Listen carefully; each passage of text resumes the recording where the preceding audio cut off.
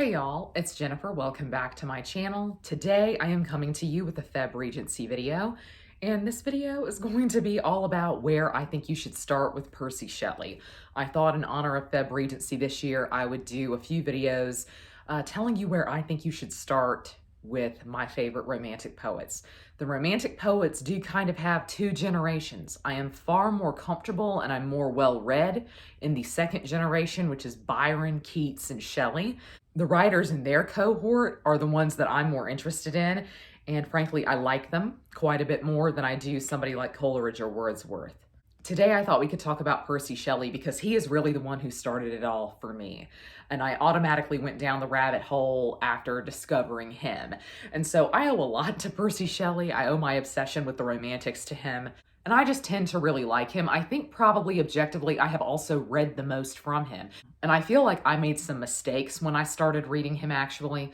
And so I just thought I would make a little video about where I think you should start with Percy Shelley. Now, he has a handful of works that are extremely popular and that are extremely famous. And I think when you're talking about Percy Shelley, a lot of these tend to come up. Ozymandias, Mask of Anarchy, Ode to the West Wind. He has essay collections like A Defense of Poetry. He has plays like Prometheus Unbound. He has epic poetry like Queen Mab. And so a lot of these are ones that you will find when you just search Percy Shelley. You're going to find one of these big names. And so are the big names the ideal place to start? I think so if you are going with a shorter poem. Where I started with Percy Shelley was Queen Mab, which is a long form poem, kind of epic poetry that is very densely written and is very philosophical. And I have always regretted starting there, not because I didn't enjoy it or because I didn't feel prepared for it, but I think I would have enjoyed it far more had I read more from Shelley first. Queen Mab is one of Shelley's first published works, so I kind of went into the romantics with the strategy that I wanted to read in chronological order. I really wanted to read collections of their poetry from beginning to end chronologically. Percy Shelley was pretty prolific. He wrote a lot, and he wrote a lot early on in his career, and a lot of that isn't as great as what he wrote kind of in the middle of his career towards the end of his life. So I may have read a few shorter things before going into Queen Mab, but Queen Mab was definitely the first long thing that I read from him. And I really just don't think it was the way to go. I, for some reason, just was so averse to starting with the most famous works of his that I just went in on Queen Mab.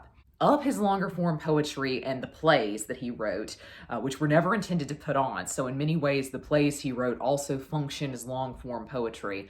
Of those, Queen Mab is maybe the most approachable. But for my money, a great place to start with Percy Shelley is a shorter poem. I think that is probably the ideal for any poet, is that you should read something like a sonnet first and just kind of get a feel for them, get a feel for their style before you dive into something longer or commit to something longer. And so many of Percy Shelley's most famous poems are actually really quite short.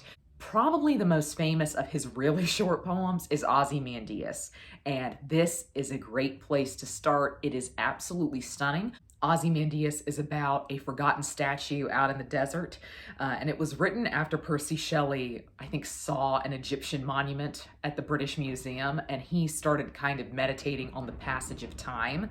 That's definitely the theme of Ozymandias, is the passage of time and kind of the fall of civilizations, and really kind of underlying that, the futility of man. And so there's always kind of a semi-depressing quality to a lot of Shelley's work, but I think Ozymandias is just dreamy. It is very iconically romantic as well, because the romantics, especially of Shelley's generation, are really interrogating history, interrogating the past, and our relationship to it. So I really, really love this poem because even though it is very short, it is still packed with a lot of really great information, and you can really dissect it. Another of his more famous works is Ode to the West Wind. I think this is another great place to start. Ode to the West Wind was written while Percy was living in Florence. and some big political happenings were going on back in England. And so a lot of the subtext of this poem is that the West Wind should technically be taking Percy back to England so that he can fight for reform. This is something that was really important to Percy Shelley. He really paid attention to politics and to reform. And so I think he missed being there. It was written specifically in the aftermath of the Peterloo Massacre. And this one is a perennial favorite. A lot of fans of Shelley like this. A lot of people who aren't fans of Shelley really like this. And so this is one that I definitely think you could start with. It is also relatively short. I never had the opportunity to study Shelley at school. I feel like we never studied much of anything that was modern, but one that I had heard of prior to getting into Percy Shelley was Mont Blanc. Mont Blanc is a really gorgeous poem that is specifically about the power of nature and the relation of man to nature. This is one of the big, wider themes of Romanticism in general, is our relationship to nature, and it is something that specifically the older generation of Romantic poets was explicitly talking about.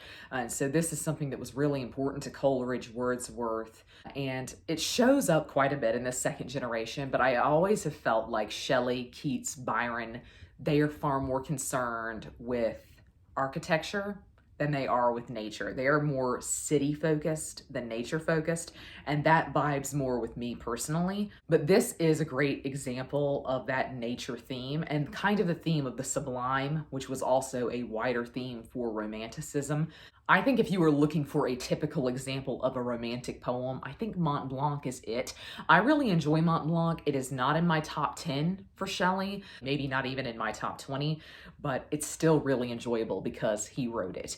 But I think you could definitely start with Mont Blanc because it's one that straddles the line. I think it's pretty famous, but it's probably not as talked about as some of his others. This might be kind of controversial to tell you to start with, but I think a place that is probably a pretty great place to start is stanzas written in Dejection near Naples. And so these were stanzas that Percy wrote when he was in dejection near Naples. I mean, he called it like it was. So this is really poetry that is meditating on death, and it is specifically Percy interrogating his legacy. And has he done enough to be remembered? How will he be remembered? How will the poetry community at large look at him? Percy's life is pretty interesting because in life, he really didn't have too much great success at poetry, let's say. Certainly the bestseller of the time is Byron, but Percy did pretty okay for himself. Really the reason that Percy Shelley has stood the test of time, in my opinion, is that Mary Shelley did so much to preserve his legacy after his death and tried to make sure that his stuff never went out of publication. She re-released editions of his poetry.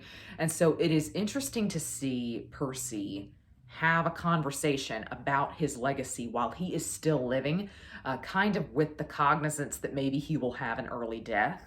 This is a sad poem. A lot of Percy's poems are sad. So this one is sad, but I think it is interesting thematically. And it's a great example of the Romantics having a conversation with history, not just history in the past, but history as they're making it. And so I really enjoy this. I think it's a great place to start. It's not too long, and I think it is dreamily written. I am very partial to a lot of the stuff that Percy wrote while living in Italy. I think that just did something for him. I think that really helped him creatively. But I feel like this is probably a pretty controversial place to tell you to start because he's definitely looking back on his career thus far and thinking about, has he done enough to be remembered? And so maybe this is a poem that will reward you more if you have read more by him when you pick it up, but I still think it's a pretty great place to start. Another very controversial place for me to tell you to start is my favorite work of Percy Shelley's, which is Adonais.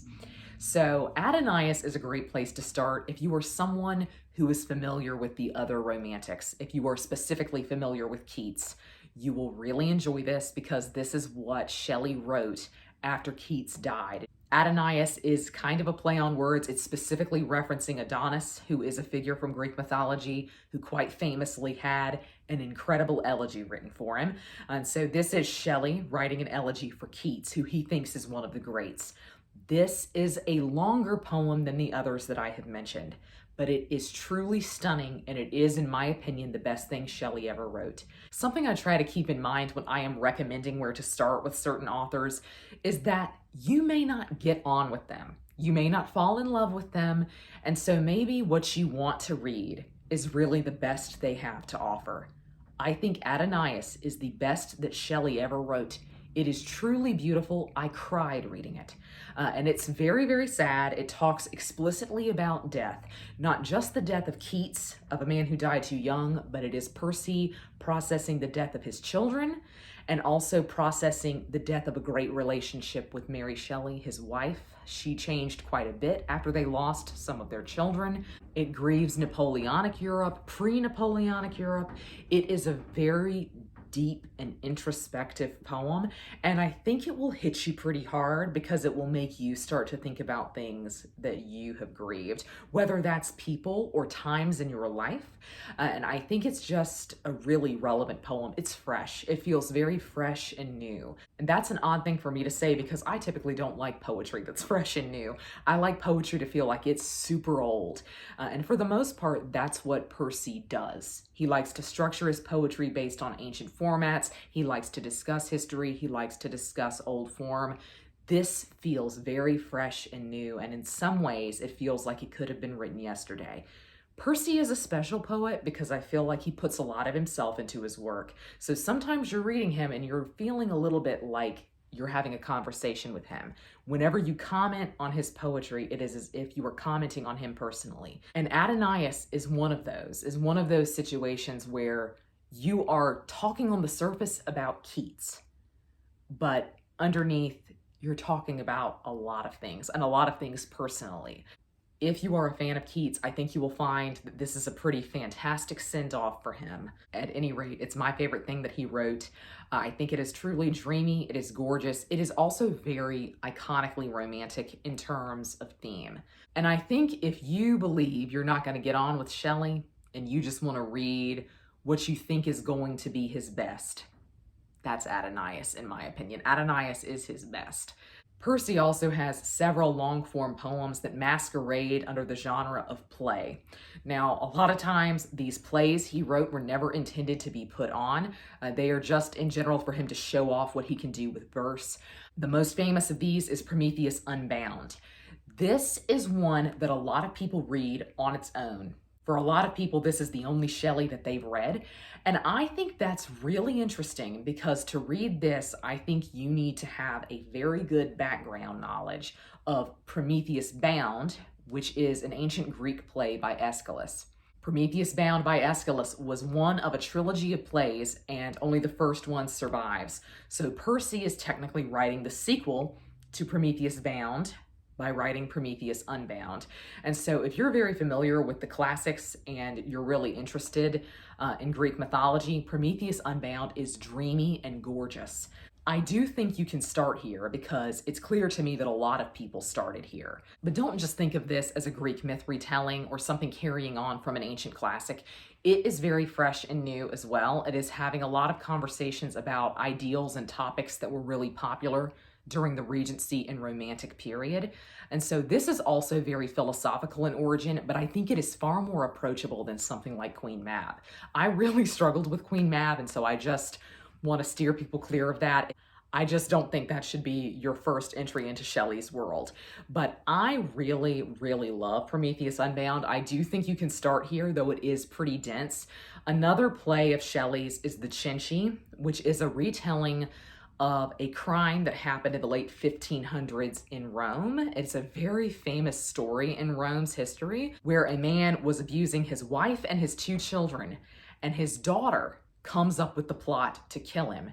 And of course, they're all caught for this. They kill the man, but they're caught and they're hanged. It's a big tragedy because a lot of people viewed this as a justified killing. And so this play is a retelling of that event, which of course would fascinate Shelley. I am currently reading this and I am thoroughly enjoying it, but I love Renaissance Italy. It's just one of my favorite things to read about, so I was set up to enjoy this. I think this is interesting and I think you could start here, but I think there are reasons why his other works are more talked about or are more famous. The Cenci feels pretty niche to me. But Prometheus Unbound is something that stands on its own for him. It's a big classic work for him. And so I think of the plays of the longer form poetry, I would go with Prometheus Unbound. Shelley also wrote prose. He has 2 Gothic novels to his name, and he also wrote quite a few essays. My favorite of his essays, and the one that I think is probably the most approachable, is his argument in favor of poetry. This is just called A Defense of Poetry. It's very long, it's very dense, it's very philosophical because welcome to Percy Shelley's life. But it is very quotable and it is so beautifully written. I sometimes think I prefer Shelley's prose to his verse. I know it's controversial, but he could really turn a phrase. And that just goes to show that he really was a poet because his prose reads like poetry to me. A Defense of Poetry is really interesting because it is talking about the medium of poetry in Percy's life.